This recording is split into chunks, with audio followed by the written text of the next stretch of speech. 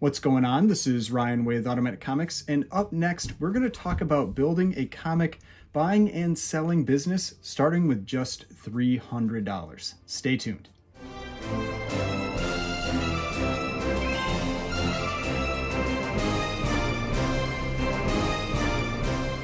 All right, so before we get started, please remember to hit that like button and hit the subscribe button if you'd like to see more content like this. Now, I know sometimes people can get a little upset or touchy when I talk about the selling side of things, the buying and selling side of things, even though it's strange because people really liked the collection buy video. But for some reason, sometimes people can get touchy on this stuff, but stick with me on this. I think it's gonna be fun. I think it's gonna be an interesting process to follow.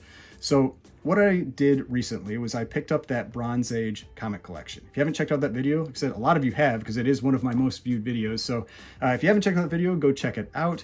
But I was trying to think of how I could use that collection buy to kind of like motivate myself into doing something else with it. Because it tends to be, it's smaller books than I usually buy. If you watch my channel, usually I'm buying books that are in the 500 to multiple thousands of dollars.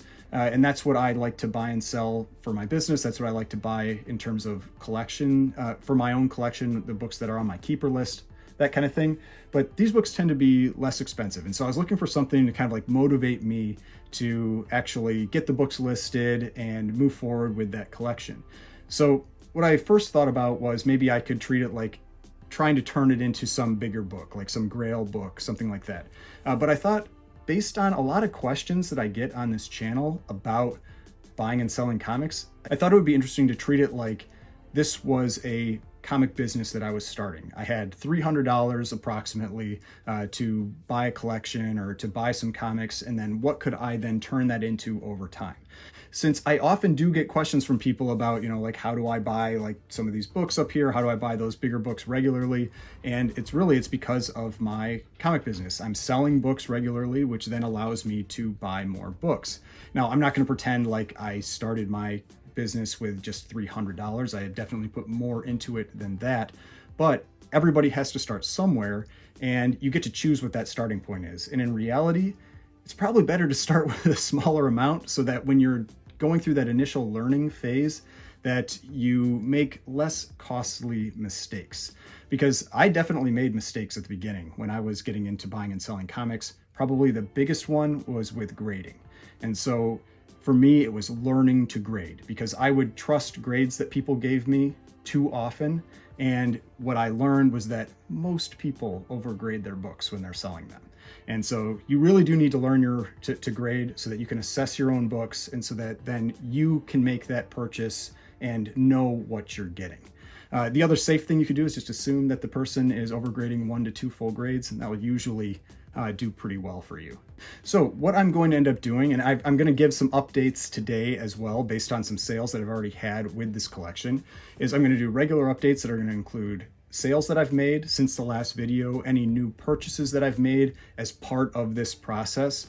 I'm going to go over all the monetary side of it, so I'm going to try to be as clear as possible to help out if anybody else is interested in doing something like this. I'm going to talk about things like shipping, fees, with eBay and PayPal, grading expenses that go into it if there's any books that I want to get graded. And from the tax perspective of things, this is just going to be part of my basic comic business that I already have, but I'm just going to track these purchases and sales separately for the purposes of these videos. But if you are doing your own business, that kind of thing, you do have to pay taxes. So even if they aren't reporting them on the 1099, the thing that they're delaying, that if you've heard that they're delaying with the eBay and PayPal and all of that, you do still have to report it for your taxes. Because the way I've looked at it, and no shade on anybody that does whatever they do, but I feel like if you can't make the business work legitimately, meaning that you are paying taxes like any other business would, then you're not really running a business. So that's my take on it. Now, one of the other positives of having it as a business is that means that you can deduct all the expenses that go with it. So that's just something to also consider, that there are ways to help account for some of those tax burdens that come with, having a legitimate business, all that stuff. Now, for just some basic ground rules, I'm not just going to pick out books that I buy and say like, oh, the ones that I got for a great deal and say it was part of this. I don't think that's really fair, kind of defeats the purpose of what I'm trying to do. So whenever I'm watching a claim sale or an auction or go to a con, I'm just personally going to designate certain ones as for the purposes of this, and so that anything that I buy there would be for this. And it just makes it so that it feels more real to me. And I actually did pick up 2 books recently from a claim sale that I was watching that I designated as part of this. So I do have 2 more books that are now added to this, comic business that I'm building here as part of the channel. All right, so let's get into this. Let's go over how this started, and then I'll go over the details of all the sales I've had so far, and like I said, the books that I have purchased. So that Bronze Age collection that I bought was 475 comics. I paid $215, and then I had about $110 of expenses for bags and boards. So I'm just saying around $300 is what the initial investment was, but for me it was $325. So from that collection of 475 books, I have so far had 13 sales. This is accounted for 193 of the 475 books. So from those sales, 3 of them were actually to watchers of the channel. There is one more that's pending right now, but I'm not counting it as part of this because that sale hasn't officially happened yet. Then all the rest of them, for the most part, I'm going to be auctioning as lots on eBay. There are a couple books that might be exceptions that maybe I'll fix price, but really for the most part, the rest of them are going to be auction lots. Now, the reason that I'm doing that is it's just easier from a time perspective. So that means that I can get that money back out to go and try to buy more books within a week, because the auction time frames are 1 week, and so that I can get that money back quickly, and then I can make more attempts to buy other books that then I can then try to sell. So whenever you're doing this, that is something that you have to consider. Do you want to maximize the final sale price, or do you want to get that money back quicker to then use for something else? So for a lot of my more expensive books that I have in my collection, I do fixed price. I don't auction anything. And it's because I have very set prices that I want to accept for that, and so I do fixed price. But for this, at least for the collection, I'm using auctions so that I can get that money back quicker so that I can then act on it. It also makes a difference what your base cost is into it. And so with this, because from these sales that I've had initially, I've gotten back my initial investment. And so I'm not as concerned about the final sale price. I just want to get that money, additional money back so that I can then use it to buy other comics. Now, with respect to the auctions, I am currently holding off on listing anything else until the new year, just because this isn't the best time to be selling comics right around Christmas, the couple weeks leading up into Christmas. And so I'm just going to wait until the new year has happened, then I'm going to start listing those auctions again. Now, one thing to be aware of with auctions is that sometimes they can go high, sometimes they can go low. More often than not on eBay, they're going to go on the lower side than what you would get for a fixed price sale. So just be aware of that if that's what you decide to use.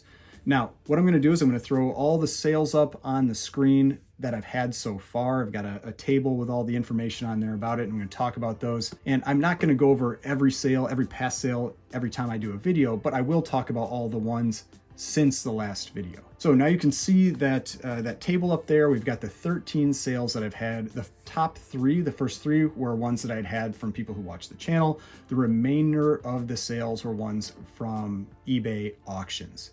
Now, one of the things that I want to point out from the eBay auctions was that I did use the promotion feature for all of the auctions. Now, I've been against using the promotions ever since eBay keeps ratcheting up the fees on the promotion side of things. But with the auctions, I only have 7 days. And so in my mind, it's worth it to pay the promotion fee, which in these cases, it's just $1.99 per listing. So it's not a huge additional fee. And just in my opinion, it's going to help me out with these short-term auctions. So I decided it was worth it, because basically if you have 1 or 2 more bids because of it, it covers the cost of that promotion fee. Now let's talk about what we've got up on the screen here. So on the far left side here, I've got all of the lots that I sold. The little number that's in parentheses next to them is the number of comics that were part of that lot. Then I've got the base cost, and so that's basically the cost that I have into it. Then I have the sold price with shipping, so that was the total sold price.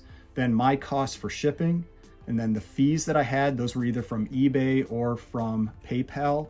Then I have the total revenue. So that's the amount of money that I get after the sale and the profit from that sale. All right, so one of the things that you might notice here is that the base cost is different for the first 5 lots than for all of the remainders. And that's basically because of how I value the comics in a collection. So what I do is I say each book is worth a penny. And so there are 475 books, and so that's $4.75. And so then for the remainder, about $210, because I paid $215, so if we subtract $475, we're about $210, I need to have that expense go into some of these books. And so that's just for tax tracking purposes, that kind of thing. And so what I do is for the first set of sales that I have, I take about half the sold price. It varies, but I take about half of what my estimated sold price is going to be, and I say that's the base cost. So then it means I'm not making quite as much on those first sales, but then it also means that I don't really have to worry about the cost of the book for all of the remaining sales. And so then like that Spider-Woman lot that effectively I valued it at 10 cents because I had already got the base cost out of the earlier sales, then if it sold for $10 or if it sold for $60, I'm generally okay. I don't have to worry about the loss on the books or anything like that. And so I'm not worried about what those books sell for. And then I'm not worried about auctioning. And it's kind of a mental game that I play with myself for how I value these books. So then we've got the next three columns, which are really, probably your most important things. You've got your final sold price, you've got your shipping costs and your fees, because you need your final sold price to be greater than your shipping and your fees combined. And you can see I got pretty close on a couple of those auctions.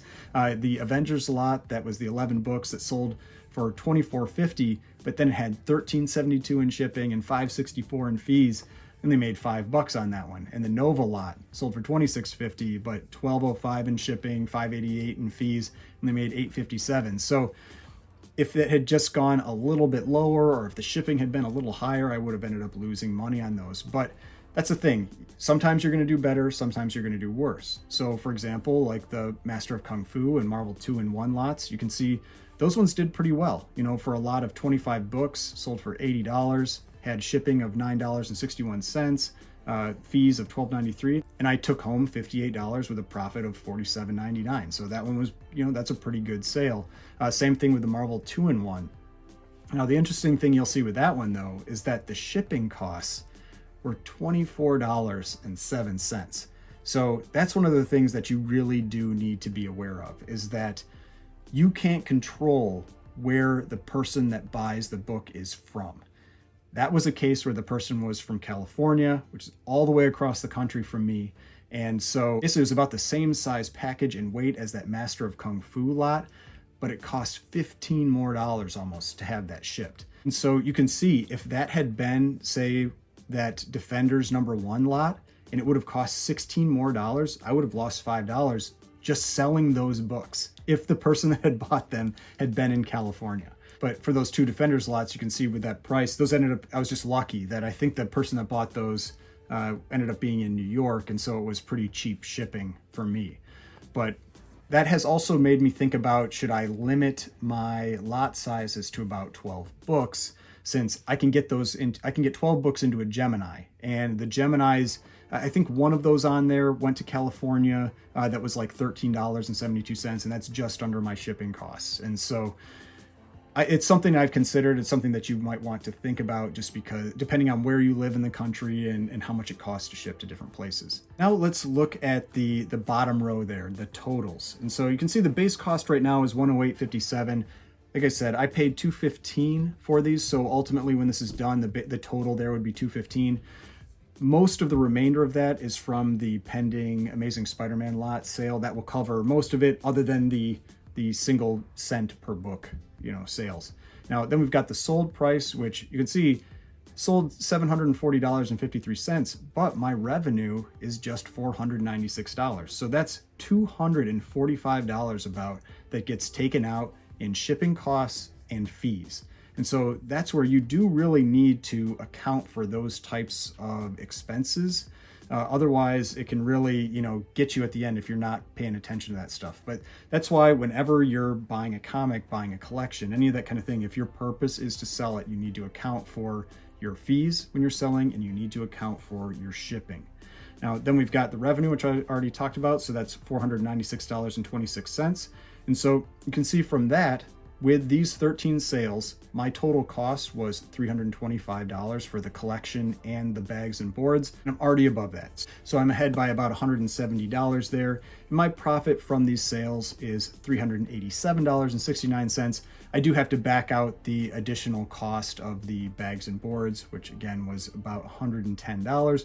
So really it's like $277 approximately. So from that table, what we've seen is that now I do have about $496.26 to spend on new comics that I can add to this business. I've also got about 275 books that I can still sell. That does include, I do have a number of the bigger keys left. Like I said, I did sell the first Mystique, the Miss Marvel 18, but I've got this the X-Men 114, which is actually the first time you have Uncanny in the title here. It doesn't officially change until issue 142, but it's the first time you see it on here. Then X-Men 221, first Mr. Sinister. This one, which I know it gets people upset when you say it ties with the first black suit. I know it's within a couple weeks, but I don't really care. So Spectacular Spider-Man 90 ties for first black suit. First Taskmaster, Avengers 196. Incredible Hulk Annual number 5, which is the second appearance of Groot. Then just this one, Captain America number 241, cool Punisher cover.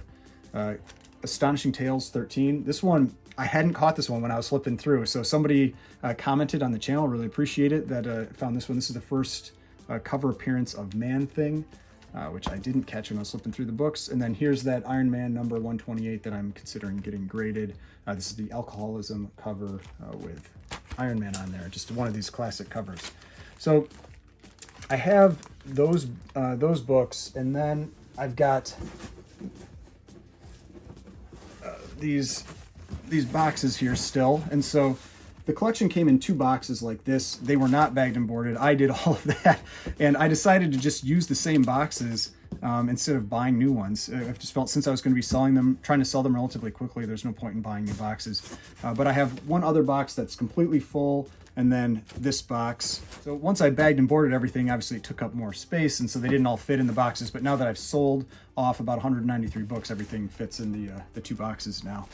But yeah, so there are still some decent lots left. I've got the X-Men books, the Iron Man books, the Hulks, and the Captain Americas. And then there's ones that I'm nervous about. So the ones that I'm nervous about are there's Dazzler, Conan, Red Sonja, Rom, Tarzan, Cull, Alpha Flight, like New Mutants, Eternals. You saw how some of those lots went really close to like break even after the fees and the shipping and everything. And so there are definitely some books that I'm a little nervous about, that if I sell them and I put them at auction, I'm just gonna end up losing money when I put them up. But we'll see how that all turns out. But like I said earlier in the video, I did pick up 2 new books with some of that money that I have gotten from selling off some of these comics. So these 2 books I picked up for $130 shipped. And these aren't books that I'll be auctioning. These are ones that I'm going to end up listing and fixed pricing them. But I think that I can probably get between $125 and $150 per book. Maybe a little more for one of them. I don't know. We'll see how it goes. But the first one that I ended up picking up was Swamp Thing number 1. I bought both of these as part of an Instagram claim sale. So this one, I have it at about a 6 to a 6.5. With a press, it might hit a 7. It is a very nice presenting copy. You know, it's got a couple spine ticks. The main issue, if you can see it there, is that little crease right here. So it doesn't go the full way, and it's only really like color breaking for about 2 inches right here. And so that's why I think it could press to about a 7, but as it stands, I think it's like a 6 to a 6.5. Swamp Thing number 1, great book, Bernie Wrightson cover. I love this cover. I've got a couple graded copies of this book. I think this one is it's an awesome book. And, you know, it's something that, you know, maybe with what's going on at DC, maybe becomes a bigger book in the longer term. But that's not something I'm really concerned with. I'm concerned with a little bit shorter time frames on these sales. But like I said, I think probably 125 to 150 for this one. It is a solid copy. It was sold as a 7.5. I don't think it can get there. If it had been a 7.5 or higher, I probably would have gotten it graded, but I don't see it getting there with that little color break in the middle there, but still a solid copy. I think, like I said, a 6 to a 6.5. Now the second one is a pretty cool pre-code horror book. So obviously this is a Golden Age book. This is Witch's Tales number 17. Now Witch's Tales has some really pricey books that are in the run. This one isn't nearly at like that level of priciness, but I have this one as a 2.0, maybe it hits a 2.5. It actually presents pretty well. You know, it's got a little bit of chipping on the top there. The main issue is some spine splitting. There's some pretty big splits down on the bottom here. It is still fully attached, but there's some splits down on the bottom. There's a little bit of splitting in the middle here, but still pretty solid presenting copy for the grade. Like I said, so I think 125 to 150 and maybe even does a little bit better than that, because I mean, yeah, it's a pretty solid presenting copy of this book, despite the damage. But so then, yeah, with the 130 that I spent on those, that then puts my remaining amount of money that I can spend on books at $366.26, at least until I sell some of these additional books, which, like I said, will be kind of like into the new year. So the last thing I think that's important to think about with this is what's the time that you have put into it, because it's always time that you could be doing something else.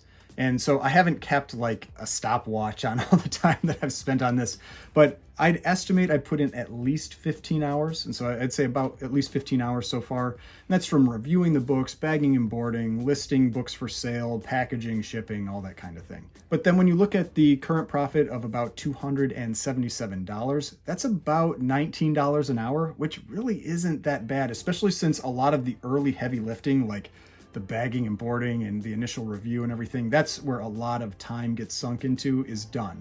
And so in terms of future return on my effort, I think it's going to be a little bit better, especially as I start, you know, buying other books like this, where I get a little pricier books, because when you have a more expensive book, you can get more return for your time. Because with a book like this, where I'm just listing one book instead of a lot, where it's a bunch of pictures and all that kind of thing, this might take me 5 or 10 minutes to do the listing, and then I make maybe $60 off the sale or $70 off the sale. And so your return on investment for time becomes a lot better as you get to more expensive books, which is part of the reason why I personally like to buy and sell more expensive books. It's just a little more value for my time. All right, so that's everything here. I hope you found this enjoyable, useful. If you're, looking at getting into buying and selling, maybe there's some tips in there that you can use. And so what I'll probably end up doing is anytime that there's any significant sales or purchases, I'll make a follow-up video for this. And then what I'll do is we'll just track this over time and see what that initial $325 or so investment turns into. Because I think it's an interesting thing to talk about, because I don't remember if I said this earlier in the video or not, but there were a number of people when I made the collection buy video that said they would not have bought the collection because of the amount of time and everything that goes into it. But like I said, not everybody has thousands and thousands of dollars to buy a collection. Maybe you only have a few $100s. You only want to risk a few $100s. And that's a great place to start. If you can get something like a collection for a few $100 and you put in that time and effort and you build it into, say, $1,000. Now you've got $1,000 that you can either buy another collection, or you can buy a few bigger books that then you can turn into maybe $1,200, and then that $1,200 into $1,500, and so on, up like that, and it kind of snowballs. So that's why I thought this would be kind of like an interesting project to take and something that would be interesting to follow over time. So if you enjoyed this, if you'd like to see future videos like this, please hit that like button, hit the subscribe button if you'd like to see more content like this. I've got more videos over here if you'd like to watch some of my other videos. Subscription button right around here, and I will see you in the next video.